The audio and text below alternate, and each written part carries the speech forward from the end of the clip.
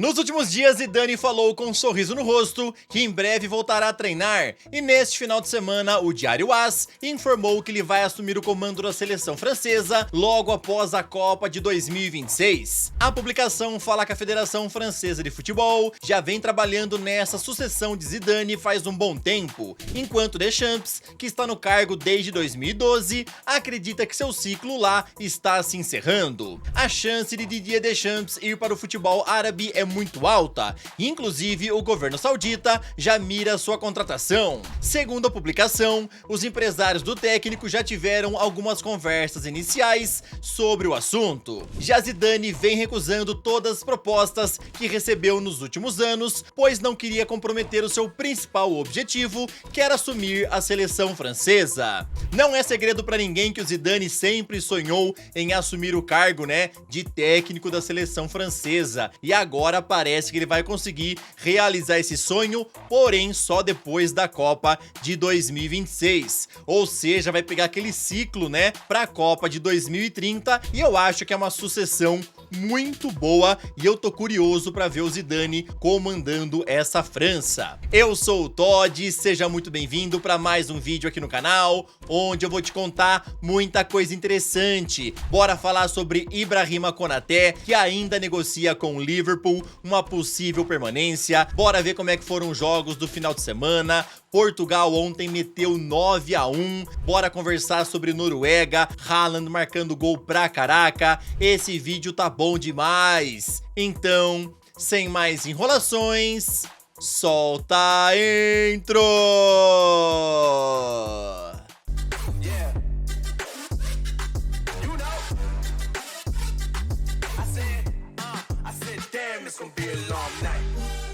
Neste final de semana tivemos 3 partidas atrasadas do Campeonato Brasileiro, começando no sábado, onde o Sport abriu 1-0 contra o Flamengo e logo depois teve 2 jogadores expulsos ainda no primeiro tempo. Flamengo meteu uma pressão absurda e venceu de virada por 5-1, conseguindo assim assumir a liderança isolada do Brasileirão com 71 pontos. Já o Sport se tornou o primeiro rebaixado. No mesmo sábado tivemos também o Santos vencendo o Palmeiras por 1-0 lá na Vila Belmiro, e assim o time de Neymar conseguiu sair da zona de rebaixamento. Nesse jogo teve um lance que gerou muita reclamação do Palmeiras, e ele foi desse pênalti não marcado em cima de Maurício, onde o VAR nem recomendou a revisão de Rafael Claus. Inclusive, após o jogo, Carlos Eugênio Simon, comentarista da ESPN, falou o seguinte sobre o lance: "Isso é pênalti. Souza dá um tranco pelas costas e derruba o Maurício. A arbitragem não marcou e o VAR não interveio. Errou a arbitragem."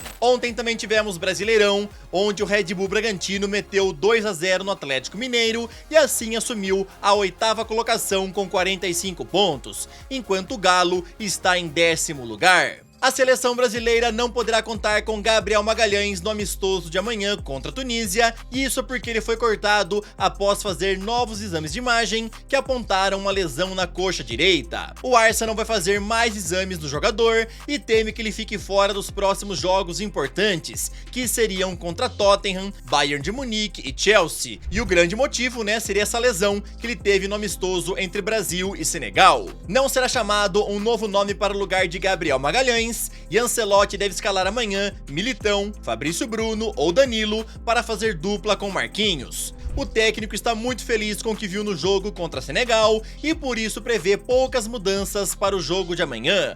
Inclusive, Ancelotti já avisou que vai manter o esquema 4-2-4 e só irá fazer alterações por questões físicas, como por exemplo essa de Gabriel Magalhães. O técnico também indicou que Vitor Roque pode ganhar uma chance ao dizer o seguinte: "O jogador que pode se colocar como referência na frente é Vitor Roque, que está indo muito bem no Palmeiras. Ele é uma opção e tem chance de jogar o próximo jogo."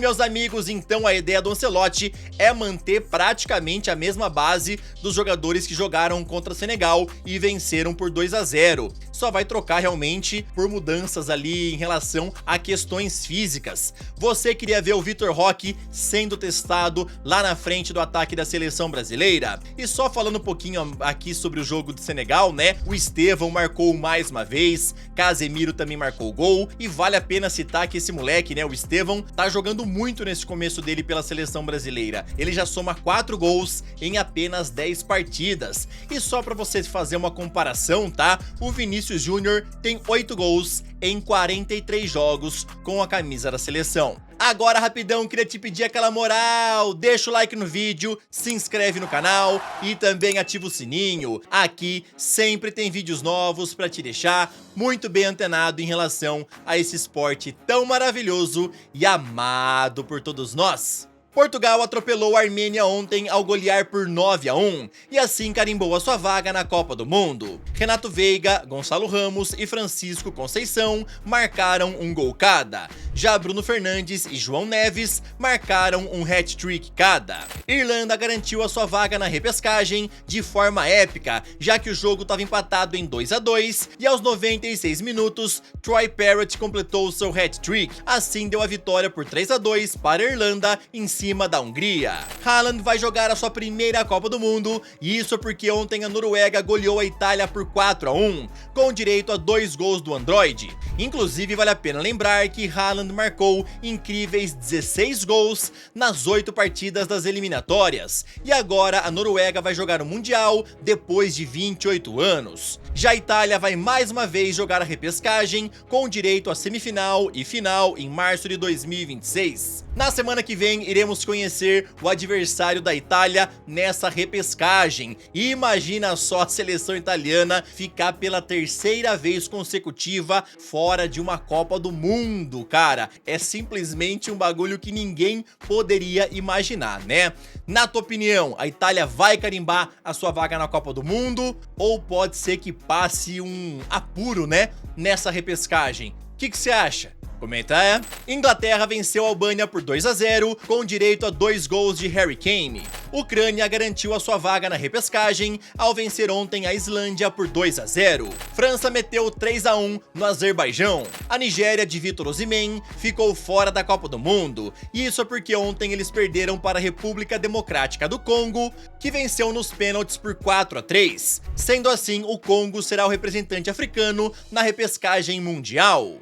Após a goleada de ontem, muito começou a se debater nas redes sociais se a seleção portuguesa joga melhor sem Cristiano Ronaldo. Isso porque nas últimas partidas eliminatórias sem o Robozão, eles meteram 9 gols em cada. Ontem contra a Armênia e também contra Luxemburgo nas eliminatórias da Euro em 2023. Na coletiva pós-jogo, perguntaram isso para o técnico Roberto Martinez e ele se limitou a responder o seguinte: definitivamente não jogamos melhor, somos melhores com Ronaldo, Nuno Mendes e Pedro Neto. É incrível como Ronaldo está sempre nas atenções do público. Quando marca gols, vocês perguntam o que faremos quando ele não estiver em campo. Já quando ele não joga e nós ganhamos, vocês perguntam se precisamos mesmo do Ronaldo. Bruno Fernandes também foi questionado e respondeu o seguinte: tirem essa ideia de que a equipe joga melhor ou pior sem um determinado jogador. Todos são importantes e continuarão sendo quando forem necessários. É incrível, né, galera? Que nem o Roberto Martinez falou. Se ganha, a questão é: nossa, o que vocês farão sem o Cristiano Ronaldo? E se ganha sem o CR7, né? A pergunta é: será que vocês realmente precisam dele? É cada uma que a gente lê, né? Só pra completar em relação à seleção portuguesa, o Gonçalo Ramos falou que eles são favoritos a vencer a Copa de 2026 e também são favoritos em todas as competições que disputam. E aí, você coloca Portugal como um dos grandes favoritos a ser campeão do mundo ano que vem? Fala é? A chegada de Ibrahima Konaté no Real Madrid está ameaçada, e isso é porque o zagueiro revelou que ainda negocia uma renovação de contrato com o Liverpool. Em entrevista divulgada por Fabrício Romano, o francês falou o seguinte: meus agentes continuam as discussões por uma extensão contratual com o Liverpool. Espero que minha decisão seja tomada muito em breve para que eu possa anunciá-la. Mesmo assim, boa parte da imprensa fala que o jogador está se aproximando cada vez mais do Real e o Liverpool teme perdê-lo grátis em janeiro caso não consiga renovar o seu contrato. Lembrando que assim que virar o ano, ele já pode assinar um pré-acordo com qualquer clube. Além do interesse do time de Madrid, o jogador francês também vem recebendo ligações de Kylian Mbappé, pedindo que ele recuse a extensão com os Reds. Dessa forma, ele poderá fechar com o Real, sem nenhum custo, por parte dos espanhóis. A ideia do Liverpool, caso não consiga convencer o Konaté a renovar o contrato, seria vendê-lo em janeiro, que é a última chance, né, de ganhar alguma grana por ele. E a ideia seria negociá-lo, né, por 50 milhões de euros no mínimo. Mas o Liverpool sabe que é muito difícil, afinal qualquer clube pode oferecer um pré-contrato e contratá-lo grátis, né, para chegar a partir de julho. Vamos ver como é que vai terminar toda essa história. Esse foi o vídeo desta segunda-feira, espero que vocês tenham gostado, tamo junto, valeu e falou!